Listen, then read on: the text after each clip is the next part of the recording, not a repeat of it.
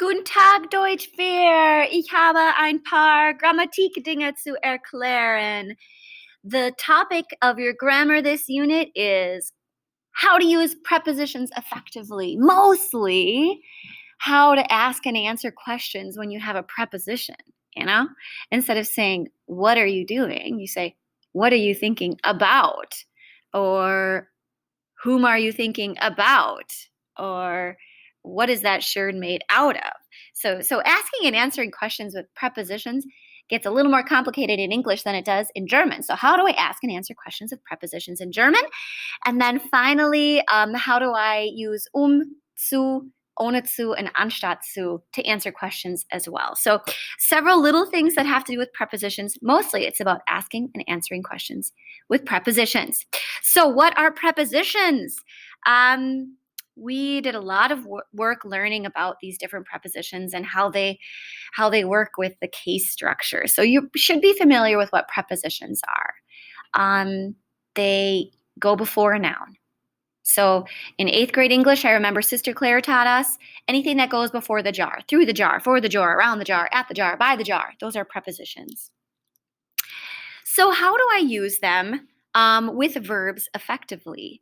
I need to notice that a lot of verbs always use a certain preposition in every language.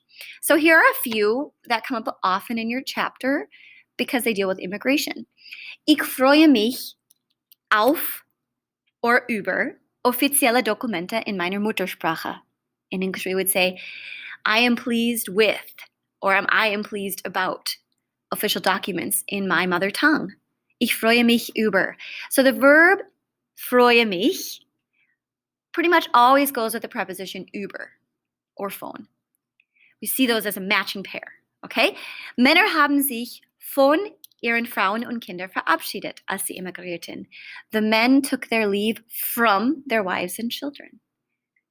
Wir glauben an eine Welt ohne Gewalt. We believe in a world without violence. So that one's a bit different than English. Wir glauben an. Kinder, die einwandern, erinnern sich oft nicht an ihr Heimatland. Ich erinnere mich an. So children that immigrate often do not remember their home country. Asylbewerber hoffen auf ein besseres Leben in Deutschland. Asylum seekers hope, in English we would say hope for, but in German hoffen auf ein besseres Leben in Deutschland. Die Nachrichten handeln von der Asylkrise in Syrien. The news deals with, we would say in English, or handles from in German, handelt von der Asylkrise, the asylum crisis in Syrien. So I want you to recognize that verbs have sometimes these feste Präpositionen, and they come up in the verbs in your book. You see that they're paired together. So if you're not remembering what a preposition is, maybe this will help you. Mit Romney oder ohne Romney.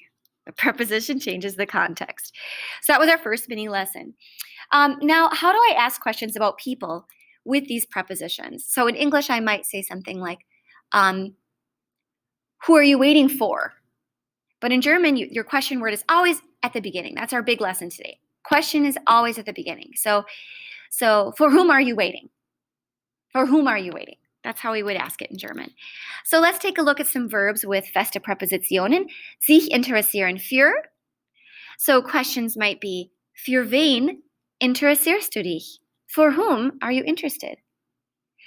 Or denken an, to think about or think of something. Auf wen denkst du? Whom are you thinking about? About whom are you thinking? Warten auf, to wait for. Auf wen hast du gewartet? For whom did you wait? Sich ärgern über, to be annoyed with something. Über wen ärgerst du dich?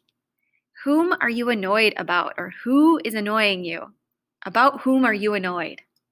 Do you see how the questions are at the beginning versus in English we split them up sometimes? Taking a look at this, how do we ask questions? So Einstein verabschiedete sich von seinen Eltern. He took his leave from his parents. Wait, I didn't quite hear that. From whom did he take his leave? From whom? Von wem verabschiedet er sich? From whom did he take his leave? That's all going to be at the beginning of the sentence. Die Eltern denken oft an ihre Kinder. The parents think often about their children. Wait, I didn't quite hear that. About whom do they often think? About whom do they think? An wen denken Eltern? Achim wartet auf seinen Vater. Achim is waiting for his dad. Wait, whom is he waiting for? For whom? Auf wen wartet Achim? Auf wen wartet Achim? Wir verbringen Zeit mit unseren Freunden. Wait, I didn't quite hear that. With whom are you spending time? Mit wem verbringen wir Zeit? Ich erinnere mich an meinen Vater. With a typo, T, sorry. Ich erinnere mich an meinen Vater. Wait, I didn't quite hear that. On whom are you remembering, or whom are you remembering? An wem erinnerst du dich? Now, you'll probably notice that there's wen with an N, like noodle, and wen with an M, like McDonald's. And that's because, if you recall, these different prepositions do take different cases. So back at this first slide, we had seen the prepositions in their case structure. So durch für gegeneinander bis entlang, we'll take wen with an N. Außer bei Nachzeit von zu gegenüber, we'll take an M, like dative. And for the most part, the ones in the middle here will also be accusative, an auf hinter, neben, in, über, unter, vor, zwischen. Unless it has to do with directional motion, then it might be dative as well if it's in one location. So that's the difference between wem and wen. It's just you look at the case. When you say it, you could barely hear the difference. Kissen des Todes. Just for fun. Moving on to the third part. How do I ask questions about things, not about people? So I don't want to say, whom are you waiting for? But how do I just say, what are you waiting for? And we use something called a Wo-Komposisto. You've heard them, you've seen them. Now we're just looking at them a little more closely. Ich freue mich über offizielle Dokumente in meiner Muttersprache. Wait, what are you pleased with? Worüber freust du dich? Ich freue mich über offizielle Dokumente. Worüber freust du dich? Über offizielle Dokumente. Okay, Männer haben sich von ihren Berufen verabschiedet, als sie immigrierten. Men took their leave from their careers. Wait, what did they take their leave of? From what? Wovon haben Männer sich verabschiedet? Wovon? Oh, von ihren Berufen. Wir glauben an eine Welt ohne Gewalt. Wait, what is it that you believe in? On what do you believe? Woran glaubt ihr? Oh, an eine gewaltlose Welt. Kinder, die einwandern, erinnern sich nicht oft an ihr Heimatland. Woran erinnern sich Kinder nicht? Woran? Oh, an ihr Heimatland. Asylbewerber hoffen auf ein besseres Leben. Worauf hoffen sie? Oh, auf ein besseres Leben. Die Nachrichten handeln von der Asylkrise. Moment, wovon handeln die Nachrichten? Oh, von der Asylkrise. So these are called Wo-Komposista. If I want to say with what, I tend to not say mit was in German. I make it to a whole question word all by itself. Womit, which means with what. Wofür, which means for what. Woraus, which means made out of what or out of what. Woran, wonach, wodurch. I just take a wo and I put the preposition after it. So any preposition, an, auf, hinter, neben, in, über, von, vor, zwischen, put a wo in front of it, you've made a question. Yeah? Wo, mit, wo, für, wo, gegen. You see in woraus and woran here, that little R I put in the middle.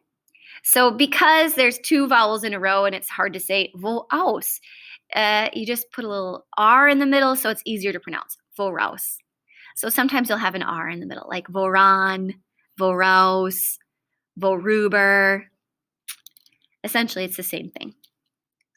So these three come up in your book several times. I thought maybe I'd highlight them now. Wir bitten mehr Zeit. So that's how you say we ask for more time, or you could think of it as we beg for more time, or we say please, please, please for more time. Wir bitten mehr Zeit.